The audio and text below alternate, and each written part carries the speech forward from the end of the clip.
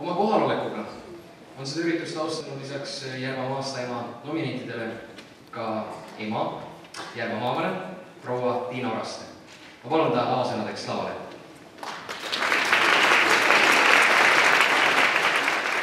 Austatud emad, vanaemad, isad, vanaisad ja kõik kohalviibijad.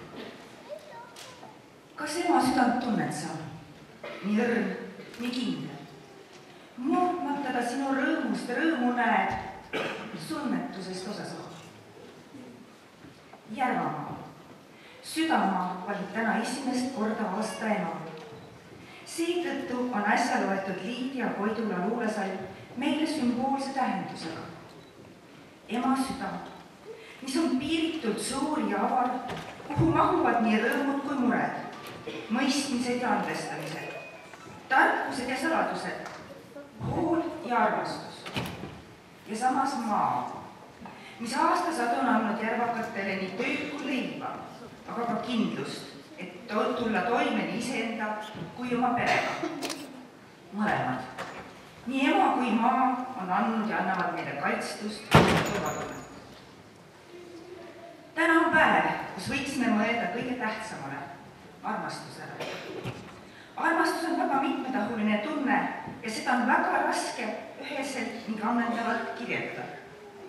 Armastus on tundeline ja mõtteline side. Ema armastus on neist erinevast tahkudest kõige tugevam, kõige võimsam, kõige ilusam. See tunne saab osaks veel sündimata lapsele ja ei katke kunagi. Selle armastuse viime meie, emad, endaga kaasa igavikku.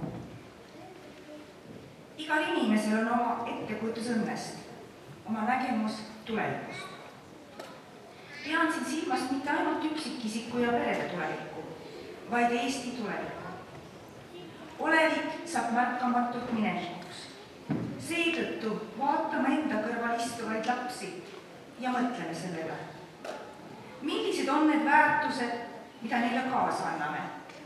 Millised on need eeskujud, keda nad järgivad?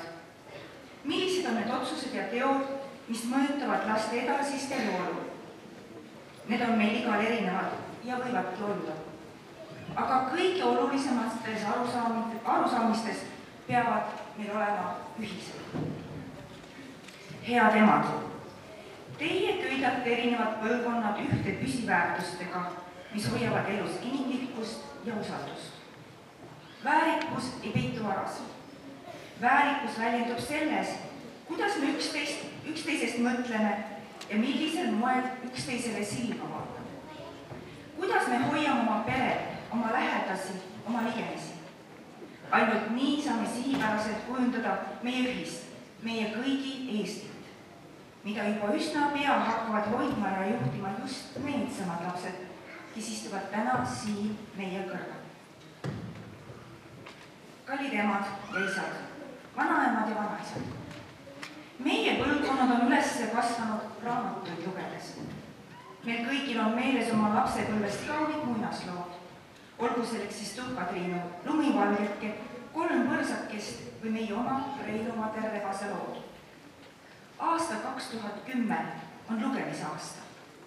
Leidke päevas veerand tundi lastele või lastelastele õhtujuttude lugemiseks või juttude vestmiseks voodisele. Mida põnevamat ja oodatumad saabki olla ühele uudishimulikule põngedele, kes avastab teed maailma läbi raamatute. Kogu tänase päeva pidulikkuse juures on mul siiski üks mure. Need on hoolitsuseta jäänud lapsed. Sest hoolitsuseta jäänud laps on laps ainult täna ja praegu. Ja kui me teda täna ei aita, siis homme teda enam aidata ei suuda. Lapsepõlv on aga üürike. Mõelgem sellele koos. Juhtusin hiljuti kuulma meie kauaaegse särava saatejuhi Alice Tähliku mõtet, et ärme teeme emadepäevast nuttu ja pisarapüha. See on rõõmu ja naeru ja päikese päev. Kevade kauneim päev, kus loodus on alustanud uut ringi kogu oma lillerohkuse ja rohelusega. Mis saabki olla parim, kui lapsed meie ümber ja südames.